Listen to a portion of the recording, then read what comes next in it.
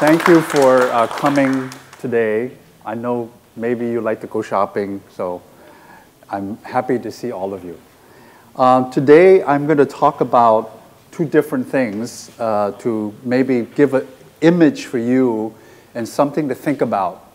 So I don't have any solutions to give you, except I can give examples of the work that I did.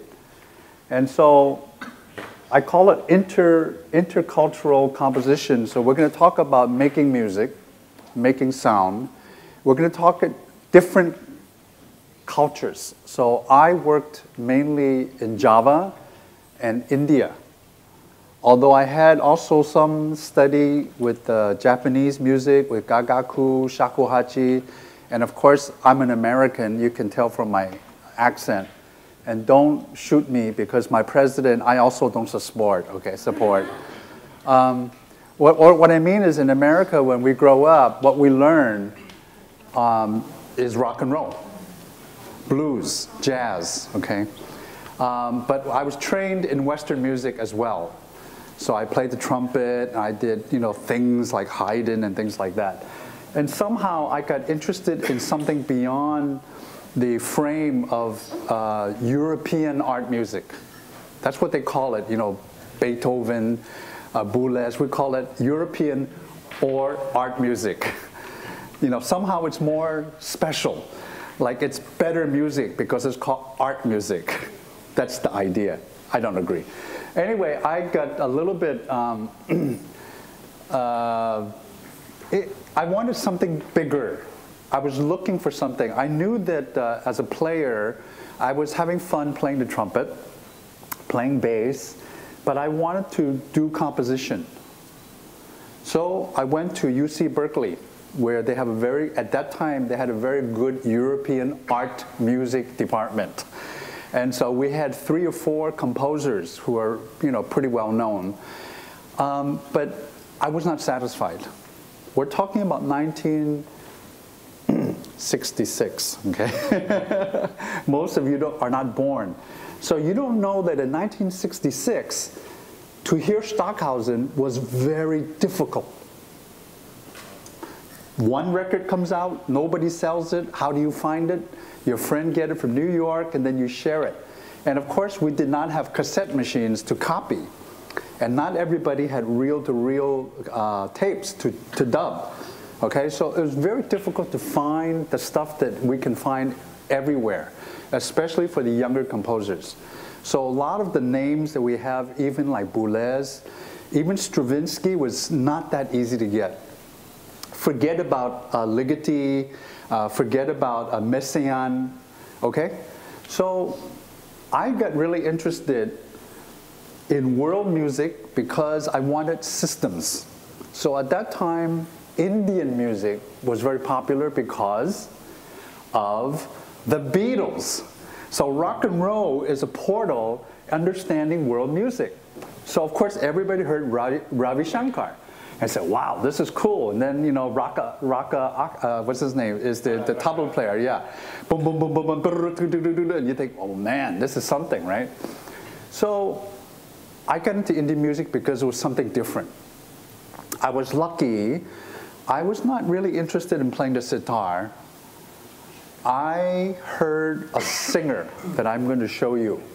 And the singing got me interested because in a rock and roll band, I wanted to be a better singer.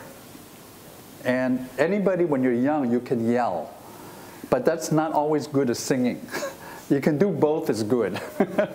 So I said, I know, I'm going to get some music lessons, singing.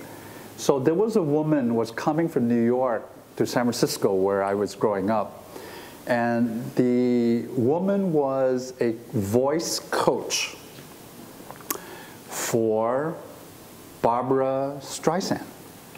So I thought, oh, she must be good. So maybe if I take some lessons with her, I can learn how to sing, okay? Then my friend, a friend came over and says, there's going to be this Indian singer. That was the first vocalist from India ever came, maybe the first that ever came to America. So nobody knew what was it about. We know sitar, So I said, you know, vocal, okay, let's see. And they said, you know, it's very mystical, and they sing very long, slow. It's not very fancy like Ravi Shankar, you know. I said, okay, I'll try it. So I went, and the first thing, there was a sign that something is already a little bit good in a strange way. The concert was at Mills College. Now, some of you know that Mills College is the home of the Electronic Contemporary Music Center, which was the second home from the original one called the San Francisco Tape Music Center, which is where Steve Reich, Terry Riley, Lamont, Morton Subotnick, Pauline, they were all working at the San Francisco Music Tape Center. Then when they lost the place, they all moved to Mills College. So when I went to Mills, I thought I was going to hear something contemporary, but it was Indian music. So, okay, I go there. It's in the hall. It's very dark.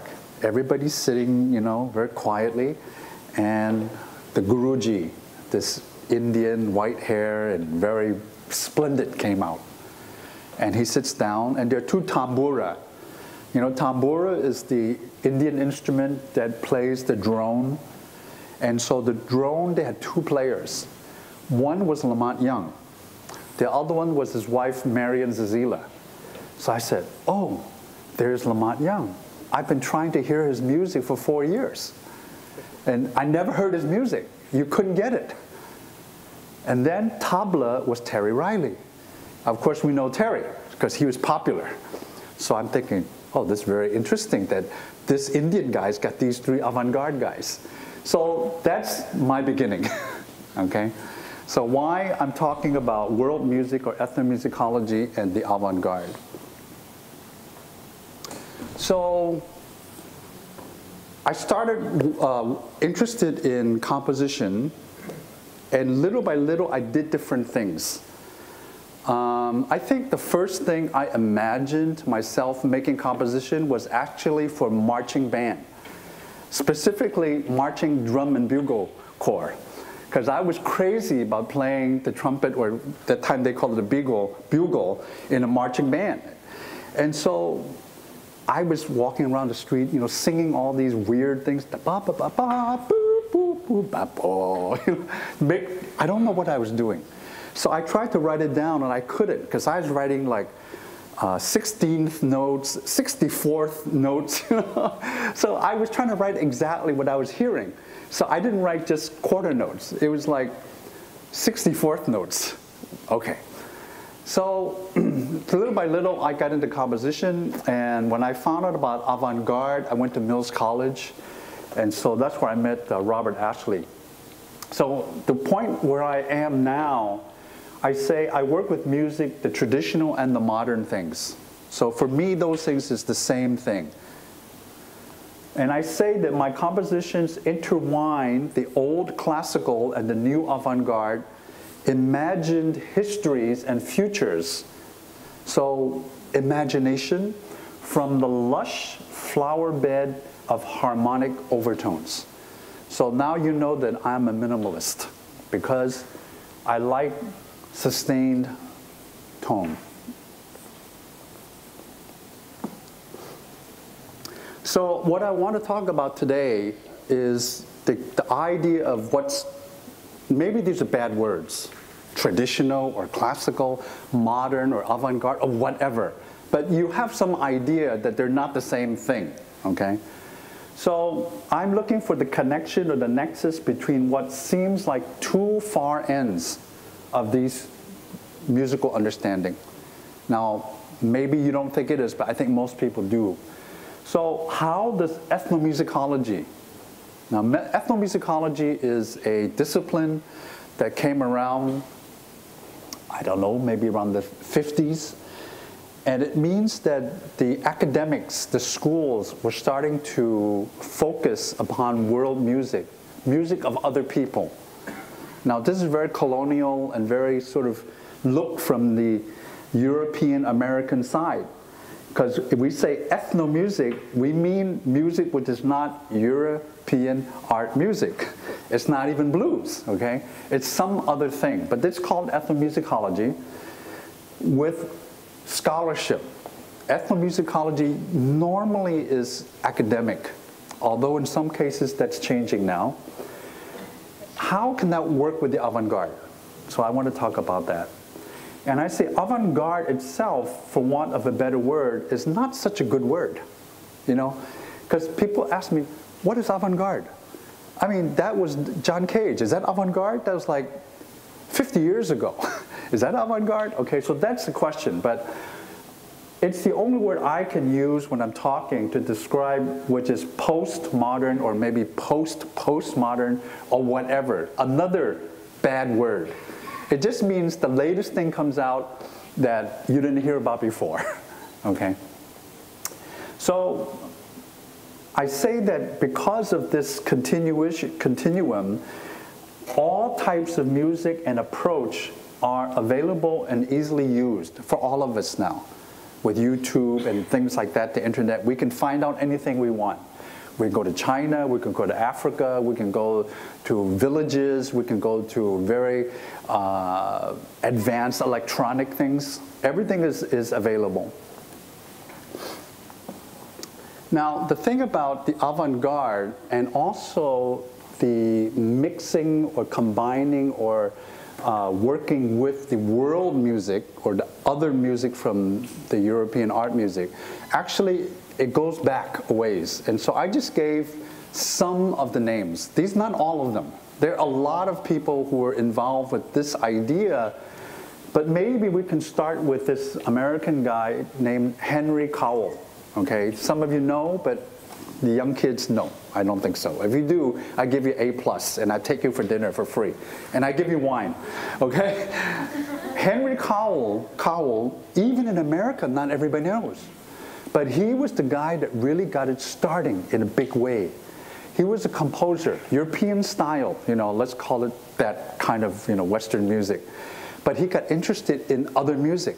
And he started collecting music and instruments. And so he became kind of the boss of a gang. The gang with all these crazy people. We're talking about, he was born 1897, so we're talking about 1930 when he was active, late 20s, 30s. And so he was doing new things, doing concerts, you know, with new music, unusual things. And there were a bunch of people. So come up another name, Colin McPhee, you might have heard of, also around the same age. He was also a Western-based composer. But he got interested in avant-garde with Henry Cowell. Then he somehow ended up in Bali. And in Bali, he fell in love with the Balinese gamelan. And he lived there a long time. He ended up writing a book called Music in Bali. Everybody should take a note of that if you can get it, or force the university to buy it. Because that, I consider, the first example of real ethnomusicology documentation. Because he was a composer, he wrote down each gamelan, what the melody is, and he, you know, explained how it works. So that, in my mind, is the starting point of the kind of ethnomusicology that I like. He was a composer, so he's known for doing some Balinese melodies using Western instruments. Now, after here, just some other names I throw out. You probably heard of Varese. He was French. I say noise because I want to introduce the concept of sound, so-called music, and noise. Okay? His most famous piece, I will take a look at later, was something electronic. And it caused quite a lot of anger, I guess, because it wasn't music. They said it was noise, okay? Now, even before these kind of renegade outside people, of course we know Debussy, right? we consider him to be very, what's the word, he's like a real composer.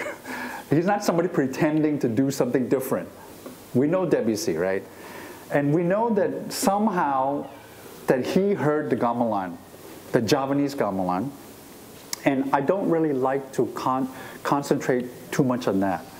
People are actually writing dissertations now about Debussy and the influence from gamelan.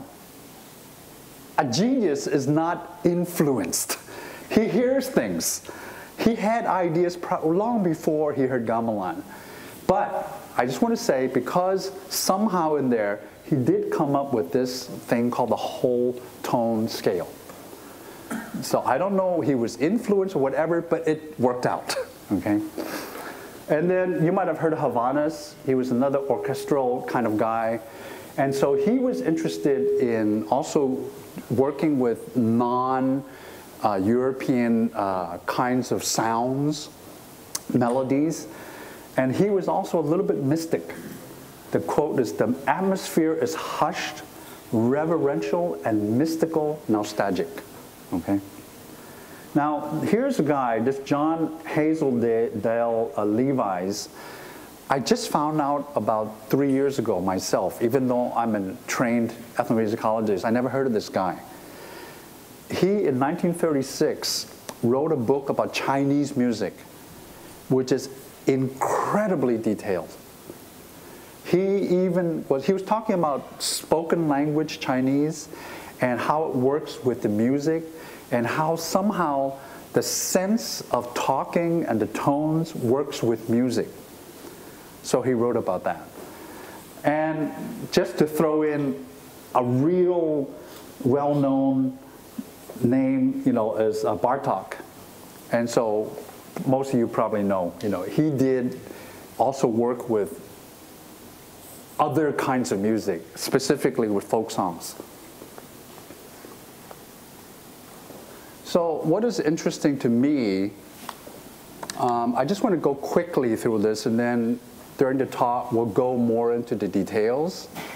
So I'm interested in what I call vertical structures, which has to do with tuning, sustained tones, overtones, and clusters, okay? And I'm also interested in the horizontal thing having to do with time and structure. So I'm going to talk about the traditional Javanese forms. You don't have to memorize now, but there will be a quiz at the end. And I would explain these things are, okay?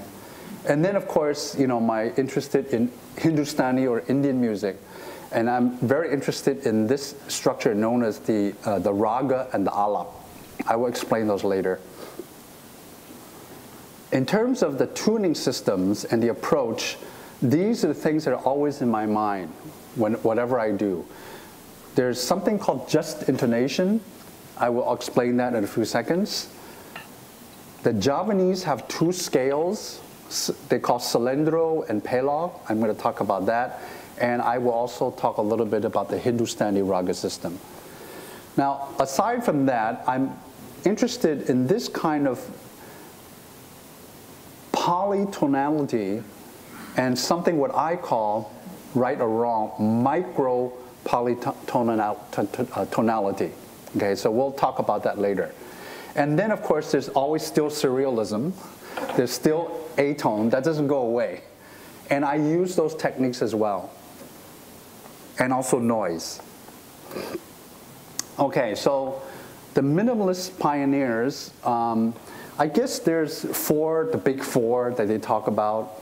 Maybe not everyone is aware because I don't know what your background is, but Lamont and Terry Riley are two, Philip Glass and Steve Reich. Those are the big four.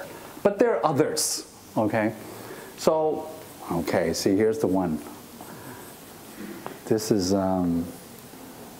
my friend Bill Gates.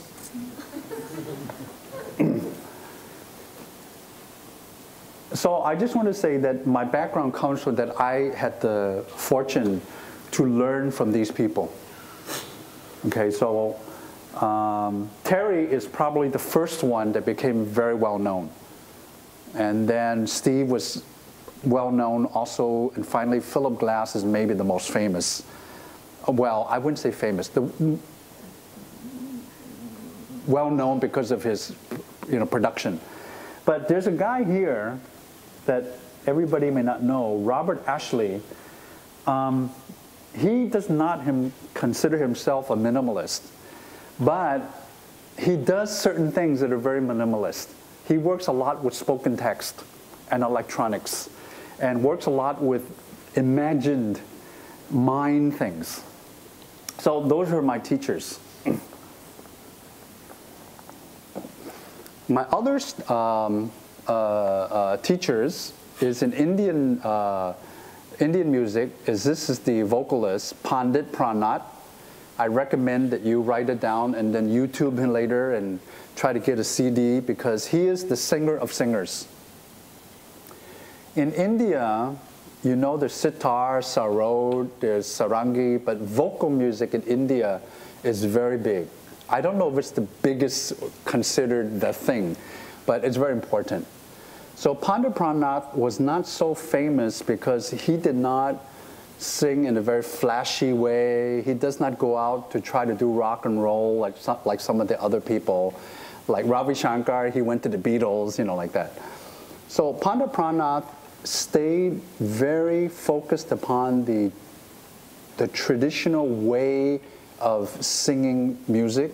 So because of his deep knowledge of the Indian raga system, other singers would come to him for advice. So we were lucky because he came to America, because he became the guru of Lamont and Terry Riley. So that means Terry Riley and Lamont Young, two avant-gardists, pioneers, became Indian singers. See? So it's all connected somehow. Okay, I'm going to talk about the Indian concept of Shruti. I'll come to that later. And the most important thing is rasa, or feeling. Down here, I call it the ethnomusicology, but that's unfair. What I really mean is the world music side. There's a Javanese master who passed away about 10 years ago by the name of Cokro, or Cokro Wasitodiningrat, the late gamelan master of Central Java. And from him, I got the understanding of what we call garapan. Garapan is improvisation. Now, one difference in gamelan between Java and Bali, you might have heard of those kinds of gamelan. In Bali, it's very tightly configured. When the ensemble plays together, you have to play exactly what's there. But in Java, we have at least 4 instruments, maybe 5, that have a lot of freedom to express the music in their own way while the gamelan is playing. That is improvisation. And that is called garapan. So I learned that from him. And then there was an old singer, a lady, Bu Bei Mardusari. She was a diva at one of the palaces in Solo. And she could not read music. Even in Java and Bali, the music is not so complicated as what we have in Western music. But they have notation, just like Chinese one, numbers, okay, ciphers. And so even though she could not read notes, she was somebody that had such an understanding of the interaction of the Javanese gamelan and the other instruments that are improvising, that she was really strong in terms of expressing the music.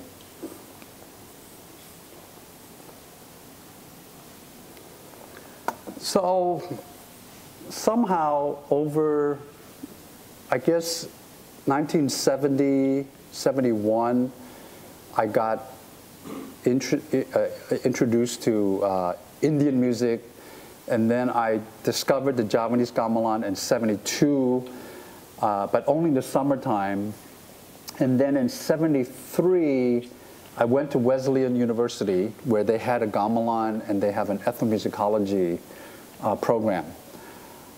I was still really looking for systems of music. I was not really interested in ethnomusicology as a academic topic. I just wanted to learn more about different kinds of music.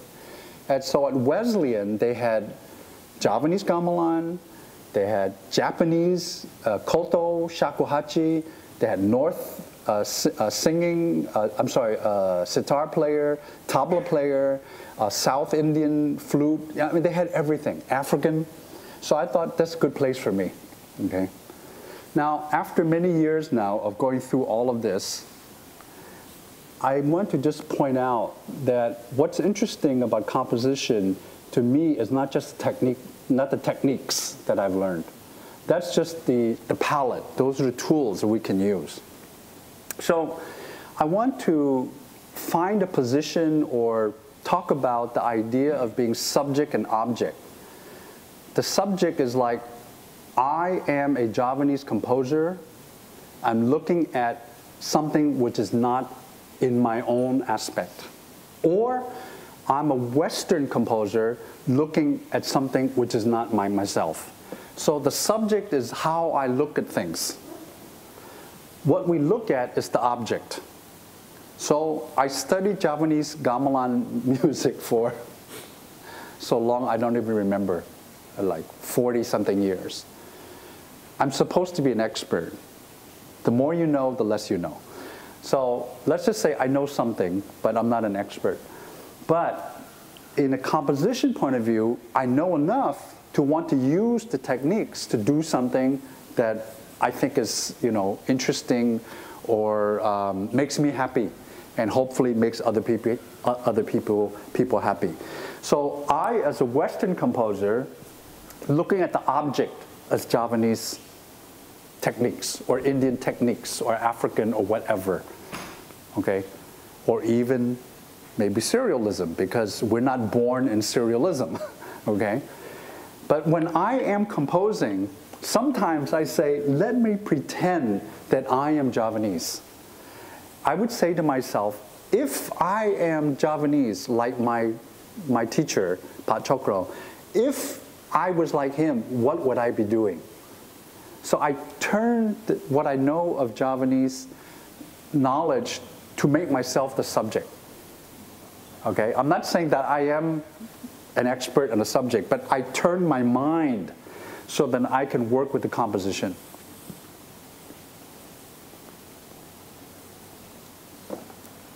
Okay, so there's some benefits of this difference, and there are also problems. We'll come to that. So the problems, okay, so the challenges, as I called it.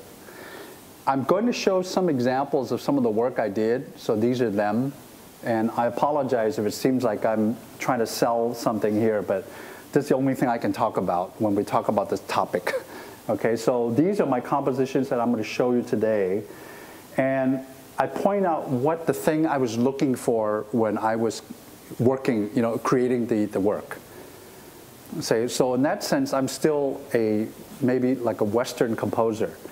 I was told many years ago that when we compose as a Western person, at least what they told me, is that we're looking for solution to a problem. We have to find some kind of a problem to solve musically. Now, that may not be right. That may be also very colonial. But that is in my mind. Okay? So in terms of the problem that I was working with, it's not really a problem. It's, let's say, it's something that you want to, like clay. You want to do something. Okay? So the problem is clay. So in this piece, I was working with improvisation, group composition, Java quartet. I was talking with micro-tones. In this piece here, it was a singer, a soprano, and I gave her a Javanese melody and a Javanese way of singing. And although she was Javanese, she never sang gamelan music before. She was Western trained. So for her, it was a challenge, how she was going to learn the traditional music to do this piece that I'm going to give her. Okay, this one, Unmasked Rasa, is a very full-length dance theater. And the problem was I had an Indian singer. And I thought, this is great. I learned Indian singing. I worked with the tambura, with the sustained tone. I know a little bit about raga and the feeling about the different microtones of the raga. And I'm going to get an Indian singer. And we're going to work together. I thought, this is really going to work out. Well, I'm sorry to say, and I won't give the name, it didn't work because she could not appreciate tuning. We have do, re, mi, fa, they have sa, re, ga, like that. Same thing, solfege. So I wanted to do a perfect fifth. Do and so. Do, so. And I want the two of us to sing together and have the perfect fifth be really in tune. Because when two tones are really in tune, there's a power that comes from it. And I'm going to demonstrate for you later. So I thought, this is great. If we separate, if we create this really strong foundation, the do and the so, or the sa and the pa, then any other note will have a lot of very strong effect. Well, she couldn't hold in tune. Because her style of singing was to do fast things. She was really good at doing fast things. Okay, another one, this is interesting. We did a Siddhartha, Hermann Hesse's Siddhartha, also full-length dance theater.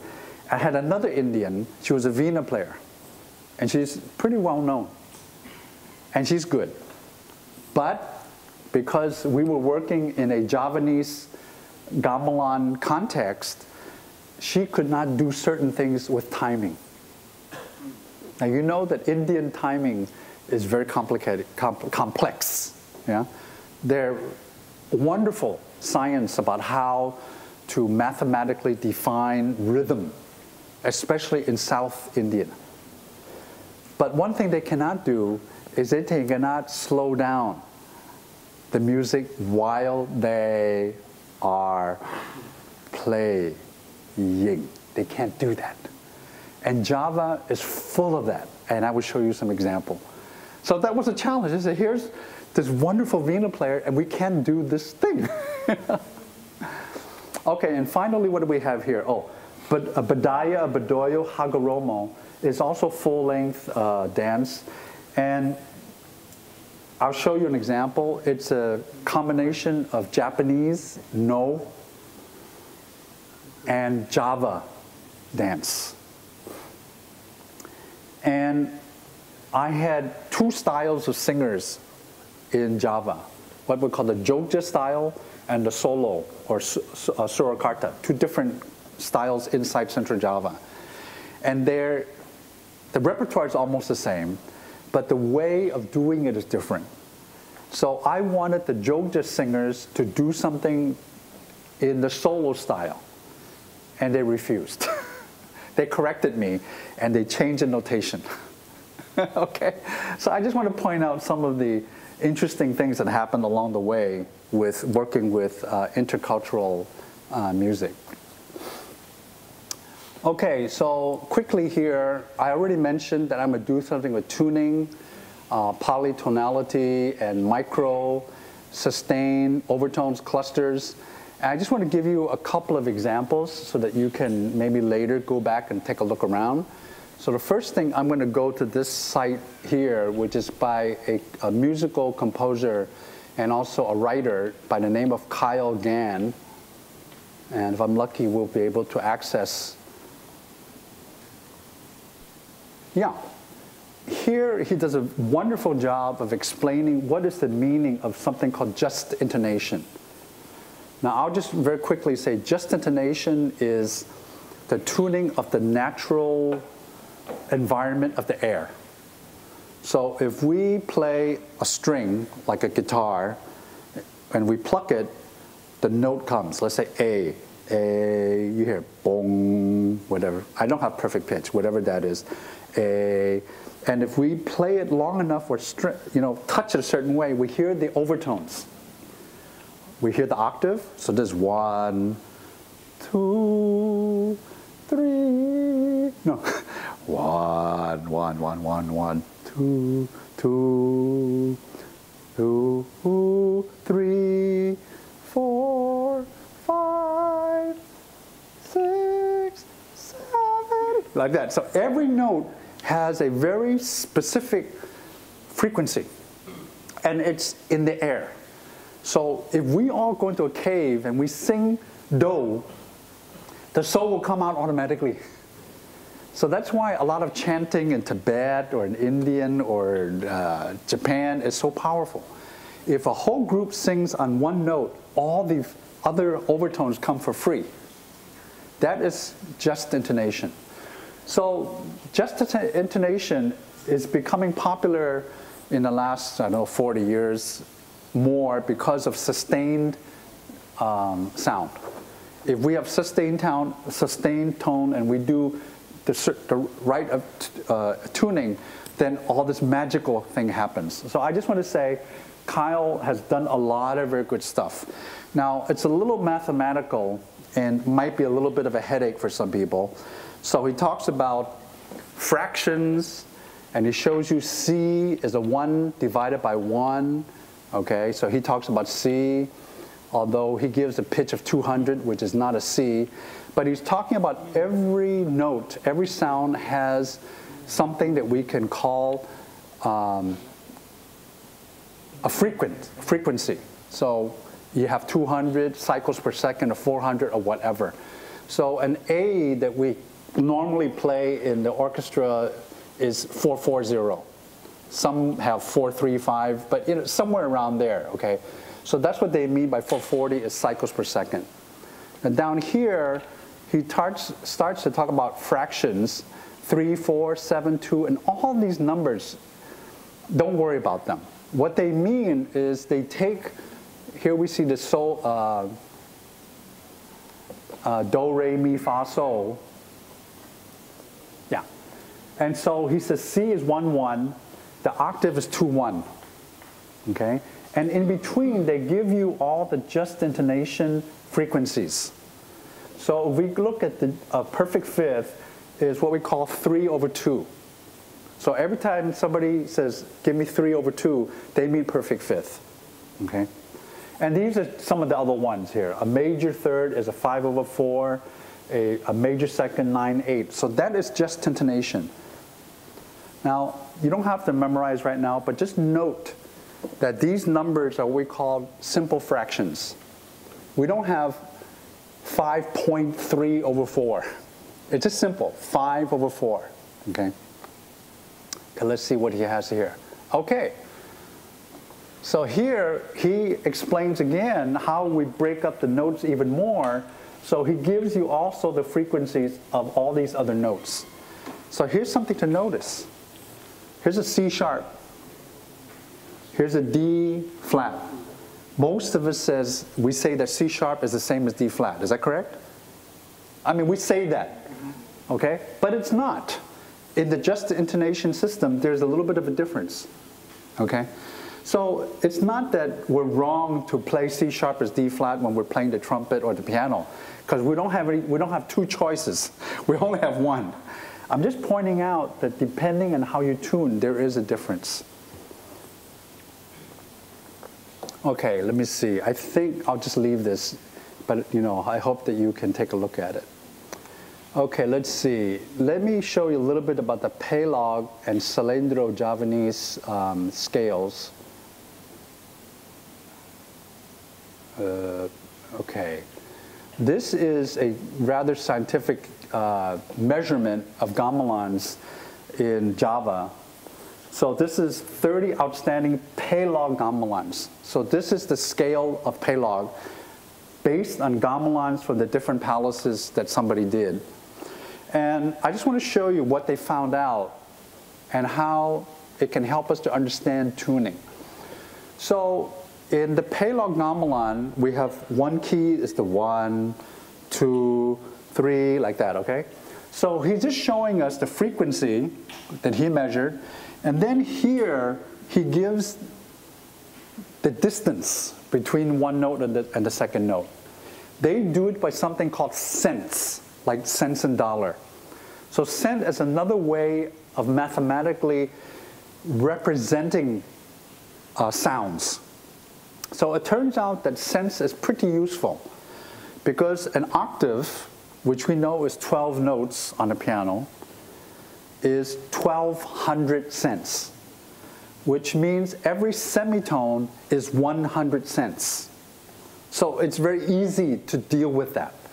So if I were tuning a piano and I wanted to do what we call equal temperament, if I had a machine to do 100 cents for each one, I just follow that and you end up with a tuned gamelan. Now, that's not in real world, but that's the concept. So now what they found out, in the Javanese gamelan, there's no such thing as equidistance 100 cents notes. Okay? So they found out that between these two notes, it was 130 cents. So that means a bigger semitone. Okay? Even though when we hear we hear a semitone, but you can see in the gamelan it's a little bit bigger. Then this is a pretty close, this is 121. So it's also semitone, but even smaller. Then for 3 to 4, etc. Okay? So we can see that the distance is not 100 or 200. Okay, this is a gamelan. The name is Mardi Swara. Here's another gamelan in a different place in the High School of the Arts.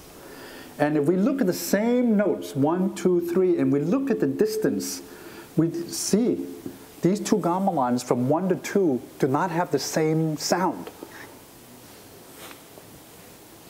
Well, the frequency is pretty close. Let's say they're the same, okay? But the distance is different by 10 cents. How far is 10 cents? Well, very close. Maybe I cannot sing it, but it's different. And if you put two gamelans together, they won't sound good together. They're different. The next one, between 2 and 3, this guy is 147. Well, look what happened here. That's a pretty big jump, 26 cents, okay? So I just want to show you that the Javanese gamelan space of sound is like this. You're not going to find equal temperament, and even different gamelans will be quite different one to the other. Okay, the next one is a slendro, and I just very briefly, it's the same idea, is that the distance is not, 100 or 200 or 300. So these are slendro. I just want to show you something about, well, okay, slendro doesn't have semitone sounds.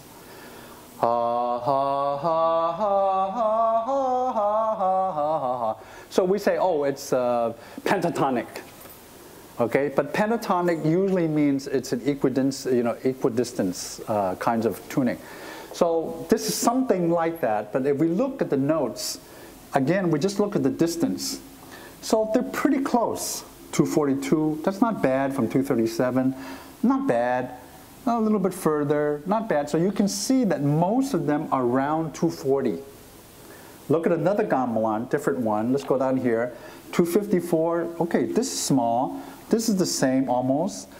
Okay, so they can differ even when we call it pentatonic. The difference varies. We'll come to why later. I just want you to understand that in Java, the tuning is kind of wild, okay? Okay, let's jump to noise. I'm giving you a lot of ideas of sound, okay? Because I want to get to the point of talking about how to use these things, and I have to watch my time, sorry. How much time do I have? 15 minutes, okay, we're gonna have to go pretty fast, because I'm gonna have to jump. This is a composition.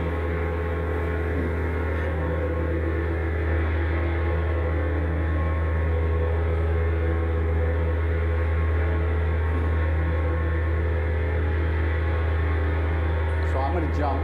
I'll jump. 6 minutes, 10 minutes.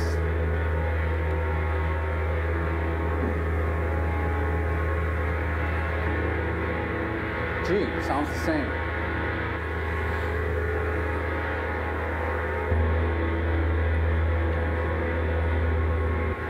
That, how can I kill this? Okay, that's one of Lamont's first compositions. And it caused a lot of anger, okay? You can see why. But it became the starting point of a lot of things like the Velvet Underground, Bry Eno, John Hassel. It became the beginning of a lot of things.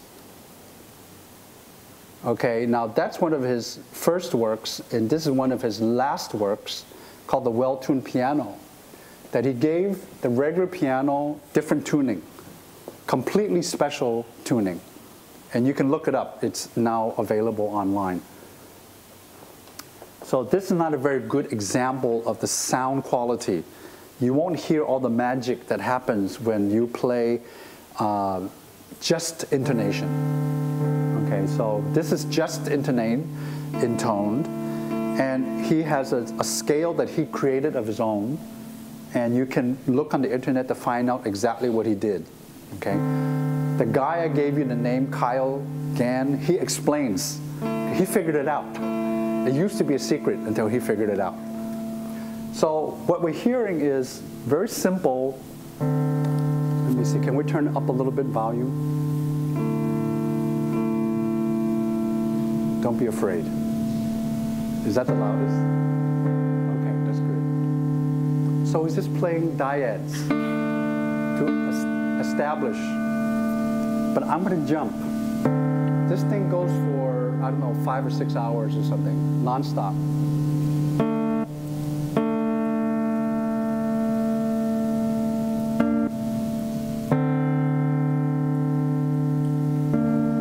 So now, this is very odd. It sounds out of tune because it's two systems, their own tuning, and he put them together. It sounds very out of tune until you get used to it. But this is perfect tuning because it's just. So slowly he works on the piece, and I'm gonna just jump way ahead to where he gets faster.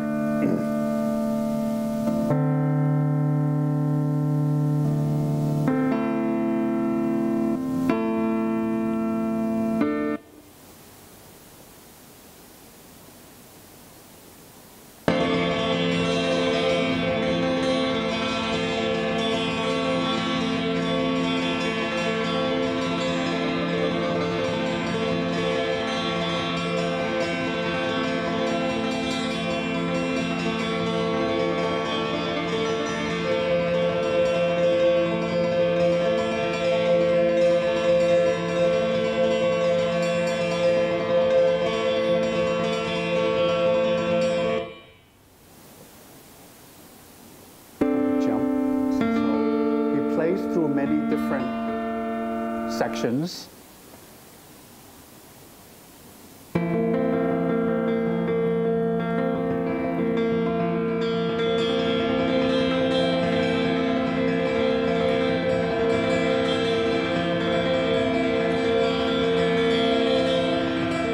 Okay, what I want to show you is what tuning can help you do, and what we cannot hear on this bad quality of YouTube is that when this piano is in the room, it sounds like orchestras are playing. They're floating all over the place. There's clouds of clusters that come out because of the overtones. There's like these very low tones coming out that are not part of the piano. Okay, so I recommend you try to find this thing. Okay, so unfortunately, I have to jump quite fast now. And there's a lot to go, so let's see what I'm going to do. Let me just zip, zip, zip, unless I find something really interesting. So I mentioned already that the gamelan tuning, I talked about the tuning, and I just want to point out that perception of tuning is very unusual.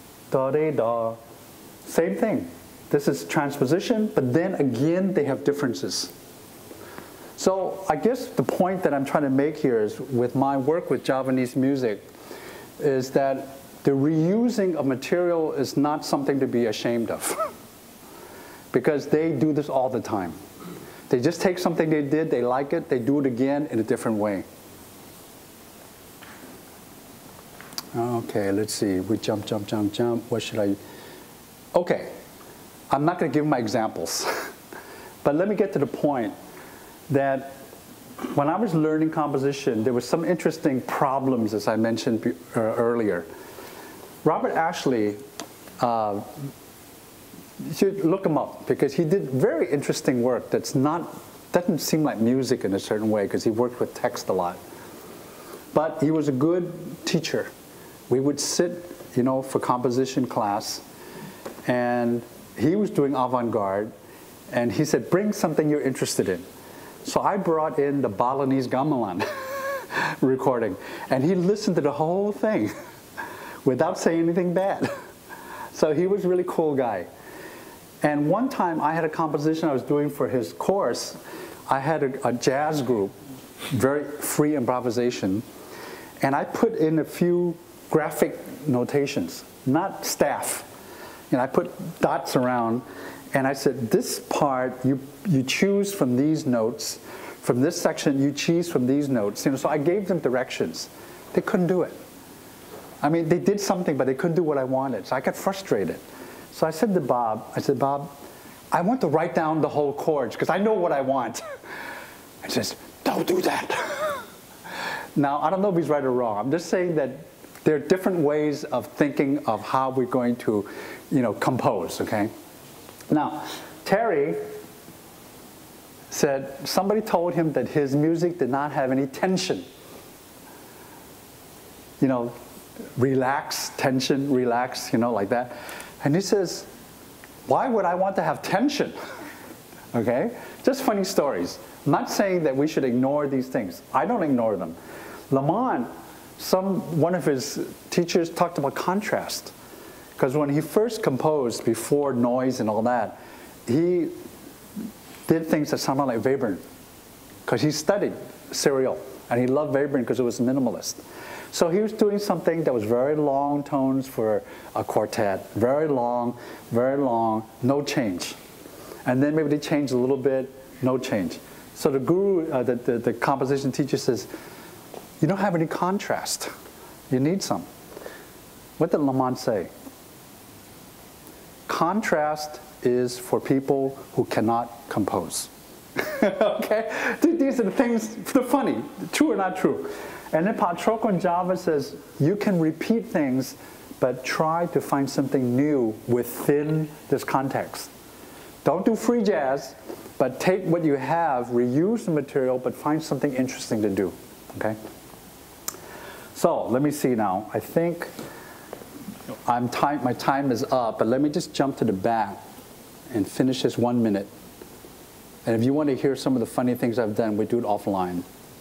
And these are all the examples. So I say, what is a composer supposed to do? You have so many choices. Every culture has an ethos, so we have to learn something what the ethos is. Now I'm in what I call old school. I like systems, and so I worked on Java and India, and what I like is what I call fluidity. I like improvisation, so even when I write down all the notes down, I build in aspects where the performer have their choice. Okay, so we can skip this. Just to say, Varese, they said that his composition was chaotic sound. It was the end of music. There was no coherence and beauty. It was noise. It offends people. Okay, so that is Varese. Now it's sort of like the Bible. I forget this. Now, we talked about avant-garde and ethnomusicology. So what is it? So it used to be called comparative music. Then at Wesleyan, Bob Brown and David McAllister made the term world music. That's what they meant, what we know now. Unfortunately, Sony and CBS, you know, the music factories, hijacked it, and world music means something with a beat, okay? Well, it's not that, okay? So I just want to say for you as composers that have such a palette to choose from, it can become very confusing. So hopefully that I've said some things that help you to find your own way. It's up to you, right? So what do we do is, I'm going to call it the world new music. That's what we have. Thank you.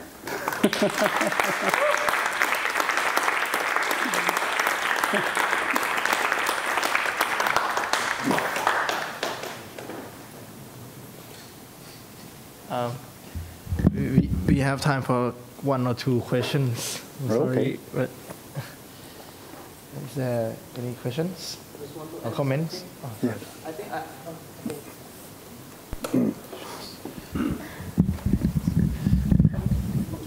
I just want to add something. Maybe Pa Alex already know, before the number notation in Java a long time ago, 18th century, around the end of the 18th century, there's graphical notation. We call it notrante or chain notation. Sure. So it's looked like very avant-garde in that time. Yeah. Yes. Yeah, talking about Java, they had their own, before numbers, they had these squigglies. There were actually 2 systems, at least 2, but yeah, it does look very like alien. Yeah. Okay. Yeah, I would like you to comment on something, maybe on this ethnic aspect, because I once did a course on Paul Simon, and he did this like African album where people were like, okay, you kind of stole the culture of these people, you know, including African music into the Western American popular music.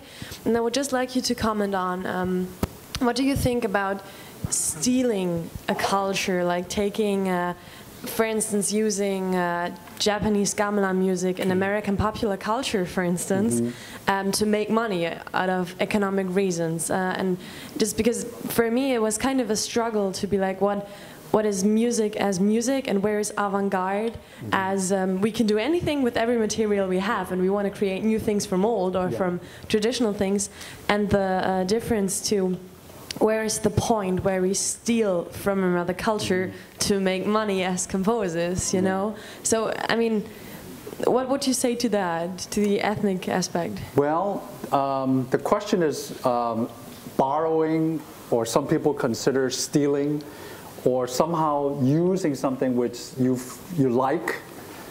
That's another dissertation. We can talk for 10 hours and have a lot of arguments, because not everybody agrees. But I just want to point out that I've thought of it too, because obviously, you know, I borrow or influenced. Now, I think yesterday I said copyright is a Western concept.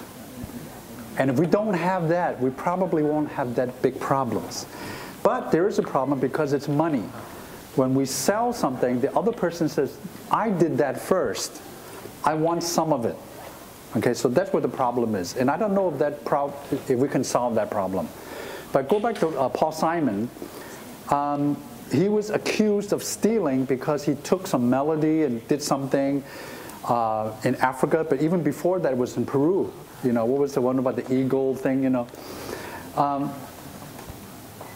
But the African, what I understand is that he included all the musicians as part of the money. So I don't know if he did it for all the composition copyrights, but they got money. So it's not an easy thing to solve. So I would say if we are in the space of composing new things, I think you can borrow a little bit. That's probably legal. The other side of it is like there's a concept of collage. You know, in visuals, collage is accepted. I can go to a magazine, I can take a picture of the Mona Lisa, and I can do something, no one's going to sue me. So maybe the music people are a little bit old-fashioned. Okay, so I think it's time. Yes, I apologize. Further comments and questions will have to be asked later, as we really have to go on.